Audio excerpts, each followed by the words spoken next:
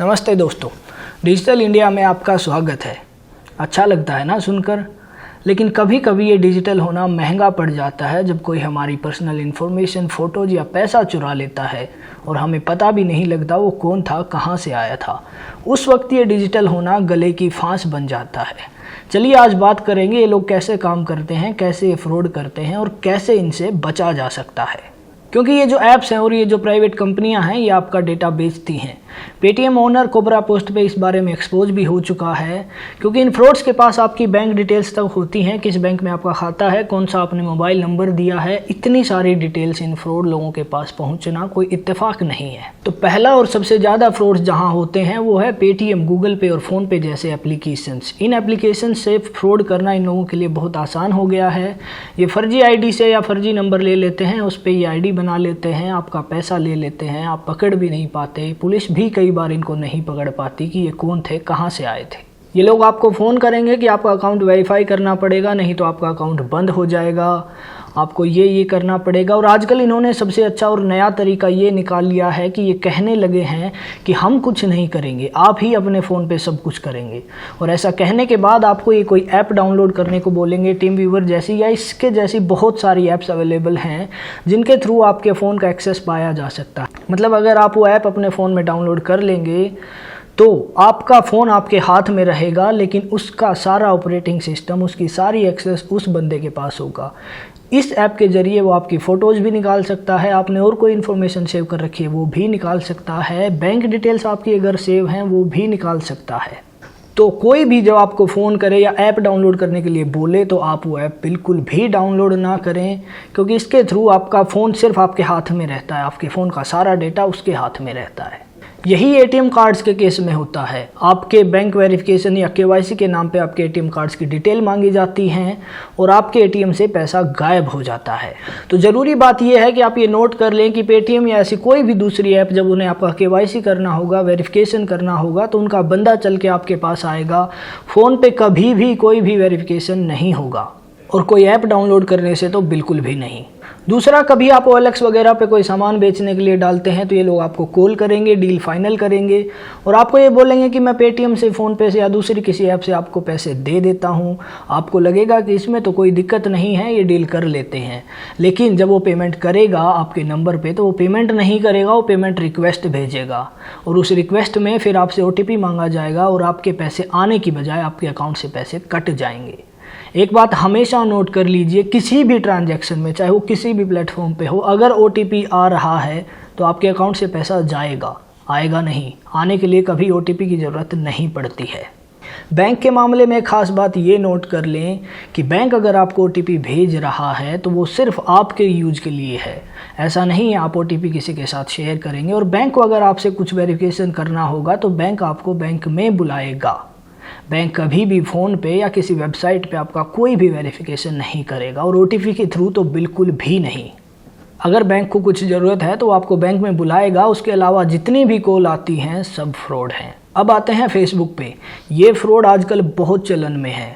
लोग आपके अकाउंट को, फेसबुक अकाउंट को हैक कर लेते हैं और आपके फ्रेंड्स को मैसेज करते हैं कि इमरजेंसी है, एक्सीडेंट हो गया है या ऐसा कुछ और, मुझे कुछ पैसे चाहिए। 5,000, 10,000 जो भी उनका मन करे वो मांग लेते हैं।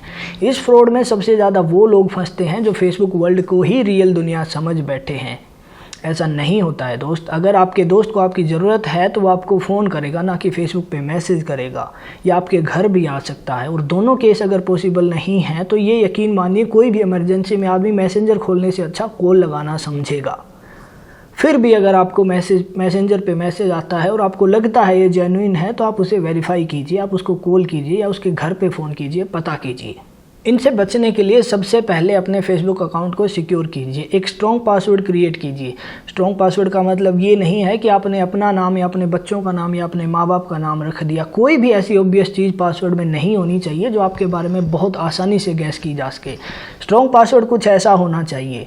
स्ट्रॉन्ग पासवर्ड का मतलब ये नहीं है कि यही होना चाहिए, ऐसा होना चाहिए। इन चीज़ों को बदल लीजिए।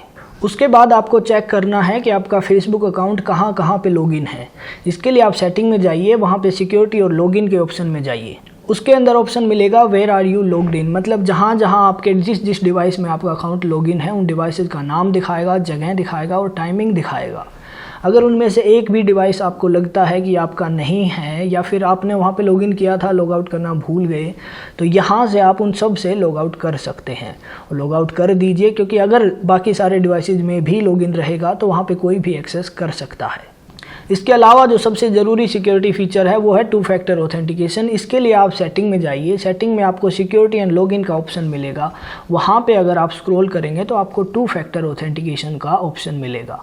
इस 2 फैक्टर ऑथेंटिकेशन में 2 ऑप्शन आपको मिलेंगे कि वैलिडेशन थ्रू ऐप, मतलब किसी ऐप पे, गूगल की ऐप आती हैं कि उन पे आप बटन दबाएंगे तो आप लॉगिन कर सकते हैं। मैं कहता हूँ आप फ़ोन नंबर पे जाइए, वो आपका मोबाइल नंबर मांगेगा, उस पर जो आप मोबाइल नंबर डालेंगे तो उस पर एक पासवर्ड आएगा, उस पासवर्ड को आप डालेंगे तो वेरीफाई हो जाएगा। इसके बाद जब भी आप किसी भी कंप्यूटर में या कहीं भी कोई भी आपका अकाउंट लॉगिन करने की कोशिश करेगा तो ये कोड मांगा जाएगा। हर बार आपके मोबाइल पे कोड आएगा। जब तक आप ये कोड नहीं डालेंगे अकाउंट लॉगिन नहीं होगा। तो कोई और भी कोशिश करेगा तो इस कोड के बिना वो आपके अकाउंट पे लॉगिन नहीं कर पाएगा। उसके बाद आता है जीमेल, जो सबसे ज़्यादा ज़रूरी है, क्योंकि जीमेल से आपका फेसबुक अकाउंट भी जुड़ा होता है, बाकी सोशल मीडिया अकाउंट भी जुड़े होते हैं। आपके बैंक में भी आप जीमेल आईडी देते हैं, आपका यूट्यूब चैनल है तो वहाँ भी आप जीमेल आईडी से ही बनाते हैं। इससे बचने के लिए सबसे पहली और ज़रूरी बात है वो आपको ये ध्यान रखनी है कि हर जगह पे अपनी जीमेल आईडी ना दें। कई बार आप शॉपिंग मॉल में जाते हैं तो वो भी कुछ लीफलेट लेके आपके फ़ोन नंबर, आपकी ईमेल आईडी मांगते रहते हैं। ऐसी चीज़ों के लिए एक दूसरी जीमेल आईडी बना के रखें जो आपके किसी भी अकाउंट से या बैंक से लिंक ना हो, क्योंकि जीमेल आईडी से भी अकाउंट हैक हो सकते हैं। कई बार आपको जीमेल पे फिशिंग मेल भेजे जाएंगे। एक ऐसा मेल भेजा जाएगा जिसमें एक लिंक होगा, उस पर आपको क्लिक करने को बोला जाएगा किसी भी तरीके से, लॉटरी के लिए या किसी और बहाने। जैसे ही आप लिंक पे क्लिक करेंगे आपका सारा डेटा या आपका कंप्यूटर एक्सेस उस बंदे के पास चला जाएगा और फिर वही बात होगी जो मोबाइल के केस में होती है। ये मोबाइल में भी हो सकता है। अगर आप मोबाइल में जीमेल खोल रहे हैं तो ऐसा ना करें, अपनी अलग अलग जीमेल बना के ज़रूर रखें। उसके बाद जीमेल में भी स्ट्रॉन्ग पासवर्ड वाला फंडा अप्लाई करें, बहुत ज़रूरी है, क्योंकि जब तक आपका पासवर्ड स्ट्रॉन्ग नहीं है आपके अकाउंट हैक होने के चांसेस बहुत ज़्यादा बढ़ जाते हैं। उसके बाद 2 फैक्टर ऑथेंटिकेशन जीमेल पे भी अवेलेबल है। इसके लिए आपको जीमेल की सेटिंग में जाके साइन इन एंड पासवर्ड पे क्लिक करना होगा। वहाँ पे आपका फ़ोन नंबर मांगा जाएगा, फिर से कोड आएगा, वेरीफाई कीजिए। इसके बाद जितनी बार भी जीमेल लॉगिन होगा उतनी बार बिना इस पासवर्ड के, बिना इस OTP के जीमेल लॉगिन नहीं होगा, चाहे कोई भी कर रहा हो, आप या कोई और। ये आपके अकाउंट को सिक्योर करेगा। उसके बाद जो सबसे बड़ा सिक्योरिटी फीचर है उन लोगों के लिए जिनका जीमेल अकाउंट बहुत ज़रूरी है और बहुत लोग हैक करने की कोशिश करते हैं, ये केस सबसे ज़्यादा यूट्यूबर्स के काम आने वाला है। एक सिक्योरिटी की मिलती है, ये एक फिजिकल सिक्योरिटी की है। इसे आप ऑनलाइन या ऑफलाइन दोनों तरीके से खरीद सकते हैं। लगभग 1500 रुपये से लेकर 4-5 हज़ार रुपये तक ये की मिलती है।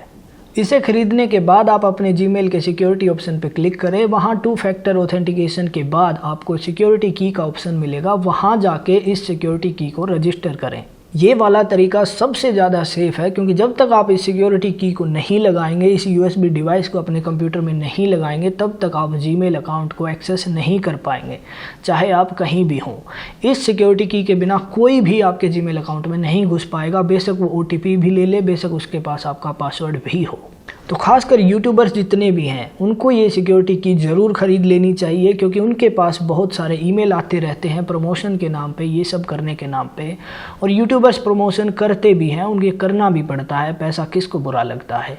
लेकिन इस केस में अगर आप ये सिक्योरिटी की ख़रीद लेंगे तो किसी भी तरह से आपके अकाउंट को हैक करना लगभग नामुमकिन हो जाएगा। और यहाँ ये घबराने की ज़रूरत नहीं है कि अगर ये सिक्योरिटी की खो गई तो हम क्या करेंगे, हमारा अकाउंट हम खुद ही एक्सेस नहीं कर पाएंगे। ऐसा कुछ नहीं है। बैकअप ऑप्शन होते हैं, बहुत सारे होते हैं, उनकी डिटेल्स अगर आप अंदर जाएंगे तो आपको मिल जाएंगी, उन पे भी आप ध्यान दीजिएगा। तो ये सिक्योरिटी की खरीदते वक्त डरिएगा नहीं।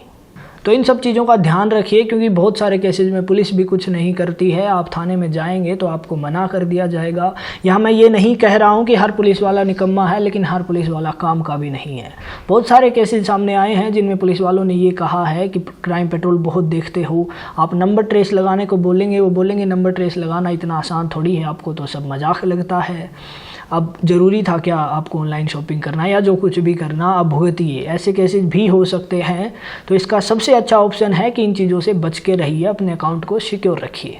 क्योंकि अंत में मैं यही कहना चाहूँगा कि कहीं ना कहीं कोई ना कोई मिली भगत तो है, वरना इतनी सारी डिटेल्स, आपकी एक एक डिटेल चोरों के पास पहुँच जाना कोई इत्तेफाक नहीं है, कोई आसान काम नहीं है।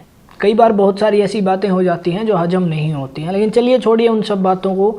उम्मीद है हमारा सिस्टम सुधरेगा। तब तक आप लोग अवेयर रहिए, अपने आसपास के लोगों को अवेयर कीजिए। अपने आसपास के लोग जो डिजिटल लिटरेट नहीं हैं उन्हें समझाइए, क्योंकि डिजिटल इंडिया बनाने हम चल पड़े हैं, लेकिन डिजिटल लिटरेसी हमारे पास नहीं है। जब तक हमें डिजिटल का ज्ञान नहीं होगा तब तक हम ऐसे फ्रॉड्स को भुगतते रहेंगे। हमारे गांव में स्पेशली सबसे बड़ी दिक्कत ये होती है कि लोग नया नया स्मार्टफोन ख़रीद लेते हैं और उनमें कोई मोहल्ले में एक आधा कोई मेरे जैसा टेक फ्रेंड बंदा होता है, वो आता है और पहले ही दिन Facebook, Instagram, Paytm, PhonePe, Google पे जो भी कुछ उसे आता है सब इंस्टॉल करके चला जाता है कि जाओ जी लो अपनी ज़िंदगी। लेकिन ऐसा नहीं होता है दोस्त। आप स्टेप बाय स्टेप चलिए। अगर आज आपने नया स्मार्टफोन ख़रीदा है या नया लैपटॉप ख़रीदा है तो पहले उसे चलाना सीखिए, धीरे धीरे सीखिए। और कुछ भी करना है, कोई भी ऐप यूज़ करनी है, खुद से सीखिए। खुद से अगर आप सीखेंगे तो उसके सिक्योरिटी फीचर भी आपके सामने आएंगे, आप इंस्ट्रक्शन भी पढ़ेंगे, तो ऐसे फ्रॉड होने के चांसेस बहुत कम हो जाएंगे। और मैं फिर कह रहा हूँ, धीरे धीरे करिए। एक दिन में कोई भी सब कुछ नहीं सीख लेता है, और आपको पहले से सब कुछ नहीं आता है तो कोई बड़ी बात नहीं है, सभी ने यहाँ पे सीखा ही है। धीरे धीरे करिए, सब सही होगा। हमारे बड़े बुजुर्ग गलत नहीं कह गए थे कि सहज पके सो मीठा होए। चलिए, ख्याल रखिए अपना और अपने आसपास के लोगों का। ये फ्रॉड ऐसे ही होते रहेंगे जब तक हम साक्षर नहीं हो जाएंगे। तो डिजिटल इंडिया बनाने से पहले डिजिटली लिटरेट इंडिया हमें बनाना है, और ये मेरी और आपकी, हम सब की जिम्मेदारी है। इसके लिए हम सिर्फ सरकार पर डिपेंड नहीं हो सकते हैं, क्योंकि हम अपने पड़ोसियों को, अपने आसपास के लोगों को अवेयर नहीं कर रहे हैं तो उतनी ही गलती हम भी कर रहे हैं।